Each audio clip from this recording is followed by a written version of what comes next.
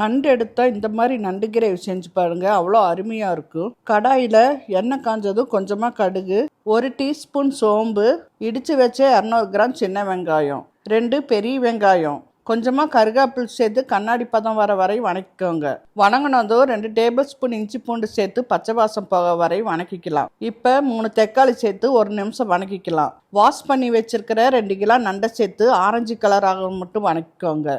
இப்போ கொஞ்சம் மஞ்சத்தூள், 1 டேபிள் ஸ்பூன் மிளகாய் தூள், 4 டேபிள் ஸ்பூன் மல்லித்தூள், தேவையான அளவுக்கு உப்பு சேர்த்து ஒரு வணக்கிக்கலாம். மிக்சி ஜாரில் 1/4 மூடி தேங்காய், 1 டீஸ்பூன் சோம்பு, 1 டீஸ்பூன் சீரகம், பெப்பர் 1 டீஸ்பூன், தண்ணி ஊற்றி நைஸாக அரைச்சி நண்டில் சேர்த்திக்கலாம். பெரிய நெல்லிக்காய் சைஸ் புளி கரைச்சி ஊற்றிக்கலாம். கொஞ்சமாக தண்ணி ஊற்றி மிக்ஸ் பண்ணி மீடியம் ஃப்ளேமில் 20 நிமிஷம் மூடி போட்டு வேக வச்சுக்கோங்க.